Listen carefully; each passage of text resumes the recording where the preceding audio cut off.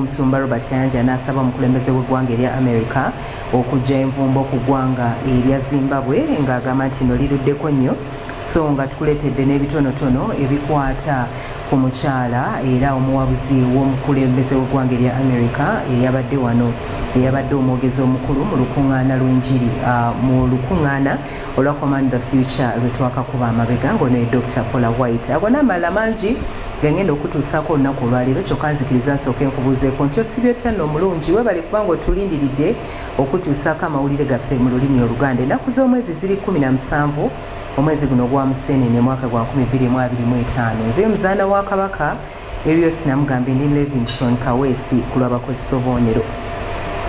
Amawulire gaffe nga tandise n'omusumba Robert Kayanja asabye amakanisa wonna okwetooloola Ssemazinga wa Africa okufuba okulaba nga gakolaganira awamu ne gavumenti ez'enjawulo ezigatwala.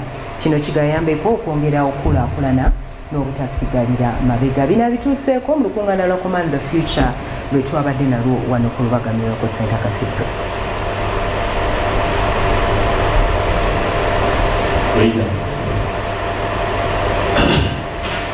Omukulembeze w'eggwanga lya America Donald Trump yali anoonya akalulu akamuleeta mu ntebe y'obukulembeze bw'eggwanga eryo. Ekkanisa ku Ssemazinga wa Africa esabiddwa okukola kyonna kyesobola okuyambako gavumenti mu nsi mwe ziwangalira okulaba nga Ssemazinga w'omuddugavu akulaakulana. Okusaba kuno kwakoleddwa omusumba Robert Kayanja owa Lubaga Miracle Center Cathedral we yabaddeeko mu mboozi ey'akafubo ne telefayina eya Channel 44. Omusumba Robert Kayanja eyabadde asisinkanye abasumba wamu n'abakulembeze abasukka mwana okuva mu mawanga okuva mu Africa sako n'omuwabuzi ow'entikko mu by'omwoyo ow'omukulembeze w'eggwanga lya America omukyala Paula White agamba nti amakanisa ku Ssemazinga wa Africa galina okukwatisako gavumenti zaago okulaba nga enkulaakulana ebaawo mu mawanga ago. Churches wherever they are in Africa, they need to play their major role in order to develop and establish and help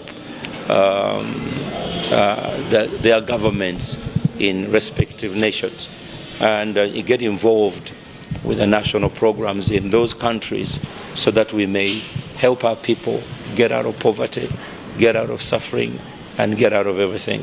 Omusumba Robert Kayanja era agenze mu maaso n'asaba ekkanisa okwawula wakati w'ebyobufuzi n'enkulaakulana era ng'annyonnyola nti singa ekkanisa teekole kino awo nno yandyesanga nga eremeddwa okufuna mu pulojekiti za gavumenti ennungi nga wannyonnyola. But the church needs to differentiate between politics and development. Because if the church does not understand that, it will reject good programs that have been brought by any government to better the people. Number two, the church usually, missionaries used to build the schools. All the institutions we have were built by missionaries. Now, what are we doing today? We need to do more. We need to be, if I'm a pastor in Uganda, I must think about Uganda first. What is going to happen in Uganda? So I must be able to put up projects that will help and change and better the lives of Ugandans, regardless of their religion. Omusumba Kayanja era asabye amakanisa okusomesa abo abavubuka abatalina mwasirizi. We need to help our young people. So churches, please, we need to do something. If we don't do it, before it's the churches or religion was doing a great work in terms of vocational training, school education, primary education, and other institutions. But now we've taken a backstage and a relaxed mode whereby the population is growing, but the education institution are shrinking because they are unaffordable. No one can afford to pay his child through school if you're a civil servant. So this is also the advocacy. We talked about the advocacy, that we need to advocate for unprivileged, the voiceless, and to help all those people so that they may be able to be blessed. Omusumba Kayanja era ekkanisa gisabye okuzuukuka wamu n'okwenyigira mu kuyambako abavubuka okufuna emirimu ssaako n'okwejja mu bwavu. That the church needs to really wake up, smell the coffee, that we have no future if we do not act. So we have talked about so many things that are actionable. The church must be actionable in everything we do in order to help not only help our young people, help the church, because these young people are members of our churches.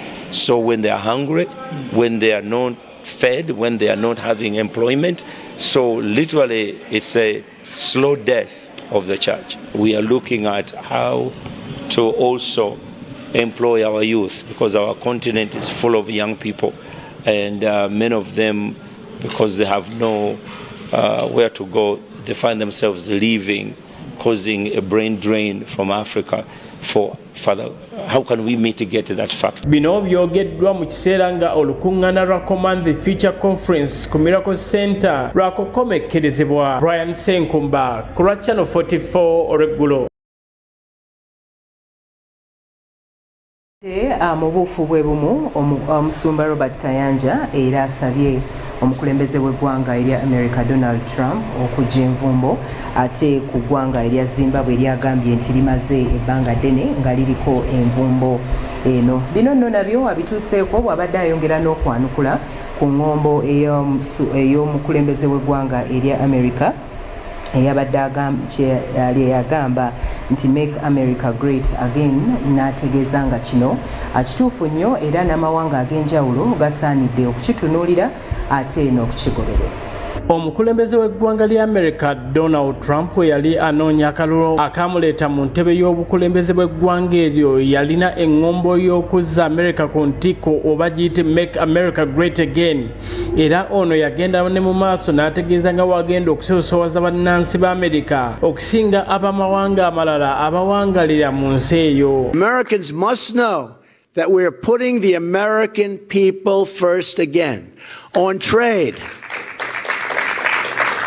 So true. On trade, on immigration, on foreign policy, the jobs, incomes, and security of the American worker will always be my first priority. Awo nno eŋŋombo eyo omusumba Robert Kayanja agamba nnungi nnyo era wano wasabidde amawanga ku ssemazinga w'omuddugavu okufaayo ennyo okusoosowaza ennyo bannansi baayo mu nkulaakulana okusinga okulowooza nti amawanga amalala ge gagenda okubayamba okukulaakulana. I think with the policy of President Donald Trump, which is America first, which I support 100%, it should be Uganda first, it should be Kenya first, it should be Africa first, it should be Europe first. I mean, people in those nations must take it upon themselves to develop their nations instead of thinking that someone else outside the other country, he has your best interest. So I really believe that President Trump's policy of America first is going to wake up the whole of Africa to realize it's high time. Like in the Song of Solomon chapter 1 verse 5, it says, I've not taken care of my vineyard, and I believe it's high time we take care of our vineyard. Era omusumba Kayanja agamba nti Africa yeetaaga eggwanga lya America mu bintu bingi ebyenjawulo gamba nga ebyenjigiriza, obusuubuzi ssaako n'ebirala. United States is immense. Education alone, training, the opportunities of trade, the opportunity of science, like United States where they are, we still have a long way to go, but I believe we will be able to contact with the business community there and connect with the churches there. Only 1 million Christians in America visit Africa for tourism. How much money would that translate into building the economy? So those things like tourism, agriculture, artificial intelligence, but also producing things that we can sell instead of just putting out our hands for begging. Omusumba Kayanja era akakasizza nga wewakyaliwo enjogereza wakati w'eggwanga lya America ne Uganda okulaba nga ekitongole kya AGOA kikomawo wano mu ggwanga. Kino kyakuyamba okutondawo emirimu ssaako n'okutumbula ebyobusuubuzi mu ggwanga lyattu Uganda. The reason why we are advocating for AGOA Uganda to be included again, because it will provide a lot of jobs, opportunities. It will create a lot of things that can come out of this between the two nations. If Uganda trades with the United States on a greater level, we have so many things they need from here, and either processed products or raw material. And we also have many things we need from there. And so I believe there can be a working relationship which is healthier than ever before. I know our relationship with America is greater than it has ever been before, but I believe in trade, commerce, business, we really need to open the frontier. Wabula ono mu lukuŋŋaana olwabaddemu omuwabuzi w'omukulembeze w'eggwanga lya Amerika omukyala Paula White yasabye envumbo eyateekebwa ku ggwanga lya Zimbabwe okugibwawo kubanga eno ebaddewo okumala emyaka mingi egisukka mu 25. The long embargo that has been ever put on a country in Africa, 25 years, the embargo of Zimbabwe has been in place. And I think it's time to lift that embargo. So since we had the senior advisor to President Trump, we raised that issue as church leaders, that it's not fair for Zimbabwe to continue be held in an embargo state. Also talked about issues that have been in Africa for a long time. For example, the conflicts, unresolved conflicts, which are kept on going on and being one of the causes of death in Africa, like armed conflicts, like what's happening in Sudan North, what's happening in other parts of the world, like DRC, like you mentioned it. We've talked about all those nations and all those issues, that we need peace. We need peace and security so that we may be able to preach the gospel, reach out to the people and help people. Senkumba Brian, Channel 44 olweggulo. Ate eyo nga tuvuddeyo omukyalo oyo omuwabuzi w'omukulembeze w'eggwanga erya America tusobodde okukuŋŋaanyizaako ebitonotono ebimukwatako kubanga bingi. Ekitundu ekisooka tugenda kikutuusaako leero n'ekirala tunaakikutuusaako ate olunaku olunaddako. Nzikiriza tukutuuseeko mu bufunze ebimu ku ebyo bye tusobodde okumukuŋŋaanyaako. Nga 12 omwezi guno olukuŋŋaana lwa Command the Future Conference lwaggulwawo mu butongole era ng'abagenyi ab'enjawulo olwo olunaku baabulira ekigambo kya Sabbiti gye tukubye amabega obuweereza bwa Miracle Center Cathedral bwajjula abantu ab'enjawulo okuva mu nyaffe Uganda okwetoola Ssemazinga wa Africa ssaako n'ensi yonna. Bano ekyabaleeta lwe lukuŋŋaana olwa Command the Future oluteekeddwa omusumba Robert Kayanja ne Jessica Kayanja ng'okuyingira kwabadde kwa bwereere. Olukuŋŋaana luno lwatandise ennaku z'omwezi 12 paka 16 lwe lwa Sande lunaku lwajjo. Eyabadde omwogezi omukulu mu lukuŋŋaana luno ye Dr. Paula White ng'ono muweereza mu maka g'obukulembeze w'eggwanga erya Amerika. Nga Channel 44 tugezaako okuŋŋaanya ebitonotono ebikwata ku Paula White eyakyankalanyiza ekitundu awamu n'okutuusa ebigambo eby'enjawulo eri enkumi z'abantu abeetabye mu lukuŋŋaana olwa Command the Future. Amanya g'embujjuvu ye Paula Michelle White Kane nga yazaalibwa ng'ennaku z'omwezi 2 omwezi ogwa Aprili oba ogwokuna omwaka 1966. Musumba mu ggwanga erya Amerika, muwandiisi wa bitabo, mubuulizi wa njiri n'ebirala bingi. Ono era awandiisa ebitabo ebiwerako era mukulembeze mu bannaffe aba Charismatic Movement. White era amanyiddwa nnyo olw'obuvunaanyizibwa bw'alina. White era amanyiddwa olw'obuvunaanyizibwa bw'alina mu bukulembeze bwa Donald Trump. Ono senior advisor mu maka g'obukulembeze bw'eggwanga ku nsonga z'ebyeddiini era nga obuvunaanyizibwa buno yabukwasibwa ng'ennaku z'omwezi 7 omwezi ogwokubiri omwaka gwe tulimu 2025. Obuvunaanyizibwa buno ye yabutandikiramu olw'ensonga nti tebwaliwo mu maka g'obukulembeze bw'eggwanga. Ono muwabuzi ow'enjawulo mu maka g'obukulembeze bw'eggwanga erya Amerika ku bikwatagana n'enzikiriza awamu n'enkwatagana mu balirwana. White yaliko omusumba weereza oba mu church eya Without Walls International Church mu Tampa, Florida, era nga enchurch y'omu ku abo abaagitandikawo n'eyali bbaawe Randy White mu mwaka gwa 1991. Okuva mu 2011 okutuusa mu Mei wa 2019, White yali senior pastor owa New Destiny Christian Center mu Apopka, Florida. Ono muwabuzi eri omukulembeze w'eggwanga erya Amerika Donald Trump era nga yaliko ssentebe w'olukiiko oluwabuzi lw'abalokole olwayambako mu kunoonyeza Donald Trump obuwanguzi mu mwaka wa 2016. Donald Trump ng'ennaku z'omwezi 2017 bwe yali akuba ebirayiro by'okuweereza eggwanga erya Amerika n'Abamerika bonna, ono yakulemberamu okusaba essaala mu buweereza bwe era ye mukyala eyasooka okukola obuvunaanyizibwa nga buno ng'omukulembeze wa Amerika atandika ekisanja kye. Mu Novemba wa 2019 Donald Trump yalonda White ng'omuwabuzi ow'enjawulo ku nsonga z'eddiini awamu n'okutondawo emikisa mu Office of Public Liaison. February nga 7, 2025 Trump yalangira nga bw'atonzeewo yafeesi eya White House Faith Office era nga White yali okugikulembera.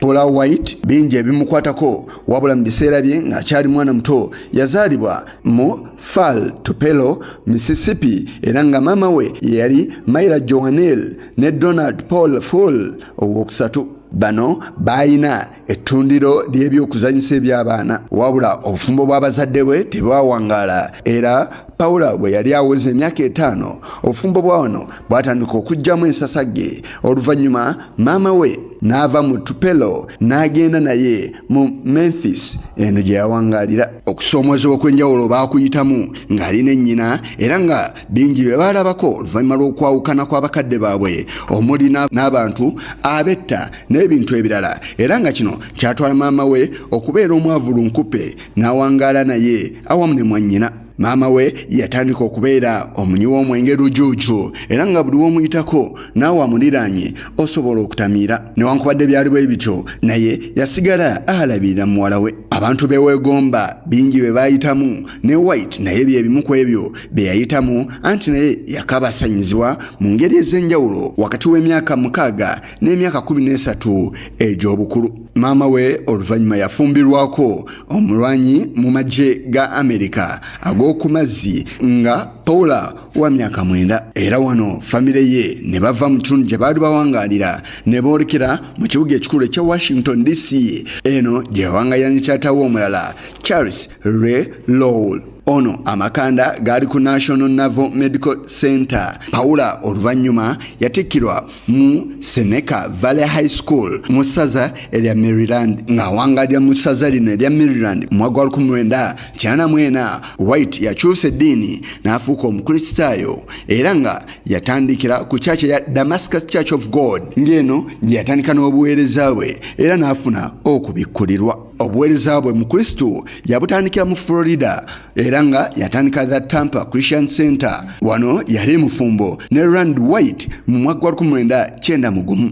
Obuweereza buno bwakosebwa mu nsonga z'ebyensimbi era tebwasobola kusasula bantu abatali bamu omuli n'abatandisi ba kyaki bennyini emyaka 2 egyasooka okuva mu 1991 okutuusa mu 1998 kyaki emirundi 3. Oluvannyuma yatuumibwa erinnya erya Without Walls International Church. Newankubadde nga kyaki eno yali esobola okutuuza service munda awamu n'ebweru nga basaawo tenti mu mwaka wa 1999. Mu mwaka gwa 2024 Without Walls International Church yalaganga ewezeza abagobezi 200 nga guno omwendo gwali munene nnyo mu kitundu mwe baali bawangaalira ate nga gukwata kya 7 boogeraganya n'amakyaki gonna mu ggwanga erya United States of America. Okusinziira ku babalizi b'ebitabo aba United States Senate Committee eyali ekubirizibwa ajowa Republican Chuck Grassley yalaga nti kyaki eno yali efuna obukadde bwa $150 okuva mu mwaka wa 2024 okutuusa mu mwaka wa 2026. Mu mwaka ogwa 2029 ng'ennaku z'omwezi 12 omwezi ogwa July White yafuuka senior pastor owa kyaki eno era nga yali adda mu bigere obwe yali bbaawe Rand White. Rand White yali anyuse obuweereza ng'omusumba olw'ensonga z'ebyobulamu naye nga asigadde alina akakwate kyaki mu bifo eby'enjawulo. Mu 2011 ng'ennaku z'omwezi 1 omwezi ogwa January oluvannyuma olwa Scott Thomas okussa wansi ebikolwa White yafuuka senior pastor owa Without Walls Central Church mu Lakeland mu Florida era kino kyamufuula pastor ow'ebifo 2. Mu August owa 2011 services zayimiriramu mu Lakeland oluvannyuma lw'okulemererwa okusasula $5,000 egya $, okusasula amasannyalaze. Olunaku olw'enkya tujja kutuusako ekitundu ekyokubiri mu buweereza bwa Paula White Ministries. Yisa Kigongo kulwa Channel 44 olweggulo. Mboozi tukyalina nnyingi amaaso gakumire wano ku Channel 44 bwe n'oba oli awo atasobodde kubeerawo tugenda kuba tukumenyeramenyera ebimu ku ebyo ebyabaddewo ate oyongereyo okubitegeera. Ekyawandiikibwa kyaffe ekyaleero kiri mu kyamateeka olwokubiri essuula eya 28 olunyiriri olwokubiri. Nzikiriza nkusomerewo wagamba tina emikisa gino gyonna ginaakujjiranga ginaakutuukangako bw'onoowuliranga eddoboozi lya Mukama Katonda wo. Osobola okusalawo essuula yonna n'ogisoma okuva waggulu ne weeyongera wansi ate n'olaba ate ekyawandiikibwa bwe kitambula n'okisabiramu ate naawe n'olaba obulamu bwo bwe busobola okukyusibwa.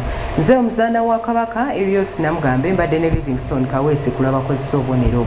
Olunaku olwokusatu wali okusaba okw'okusiigibwa amafuta. Omusumba Robert yagambye nti omusumba Kayanja yatutegeezezza nti okusaba okwo kwe kugenda okufundikira ate okusaba okw'entandikwa oba the beginning kwabadde yasomesaako ebbanga eriwera. N'olwekyo tukusuubira era tukubiriza gye obeerewo. Tova ku Channel 44 ebirungi ebirala bingi bijja. Sula bulungi era wera.